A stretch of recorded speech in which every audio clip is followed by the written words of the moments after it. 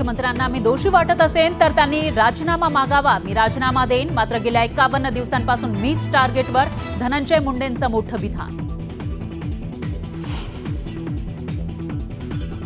पद वाचवण्यासाठीच धनंजय मुंडेंचा दिल्ली दौरा. त्यांचे राष्ट्रीय अध्यक्ष मुंबईत. मात्र मुंडेंना खुलासा करण्यासाठी दिल्लीत जावं लागतंय. संजय राऊत यांचा अजितदादांसह मुंडेंना टोला.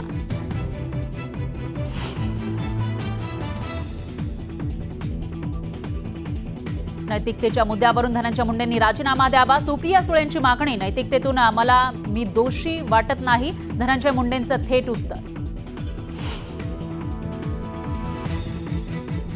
संतोष देशमुख हत्या प्रकरणातील फरार आरोपी कृष्णा आंधळेच्या आई वडिलांची केस विश्रामगृहात चौकशी. चौकशीतून आंधळेच्या संबंधित धागेदोरे मिळवण्याचा यंत्रणेचा प्रयत्न. अजित पवार बीडच्या दौऱ्यावर असल्यानं भरत गोगावले आणि महेंद्र थोरवे यांची दादांसोबतची भेट टळली. रायगडच्या पालकमंत्रीपदावर मात्र गोगावलेंचा दावा कायम.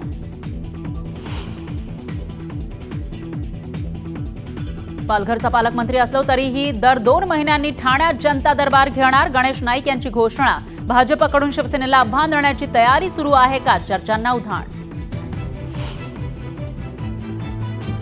आरक्षण देणार की नाही हे मुख्यमंत्र्यांनी सांगावं. दगाफटका कराल तर खबरदार. तुम्हाला 5 वर्ष सत्तेत सुखानं राहू देणार नाही. जरांगेंचा सरकारला पुन्हा इशारा.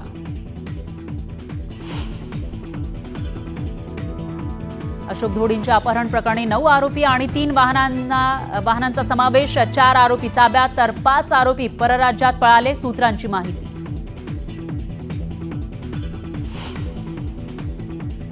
पुण्यातील कमला नेहरू रुग्णालयामध्ये न्यूरोसर्जनची नियुक्ती होणार. न्यूरोसर्जन नियुक्त करण्याचे विभागीय आयुक्तांचे आदेश. न्यूज 18 लोकमतच्या बातमीचा इम्पॅक्ट.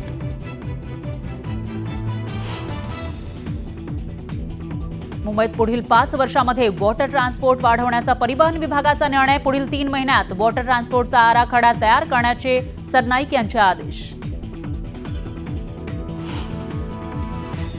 महाकुंभमध्ये मौनी अमावस्येनिमित्त अमृत स्नानाला सुरुवात. कोट्यावधी भाविकांचं संगमात स्नान. प्रयागराजमध्ये भाविकांचा उसळला सागर.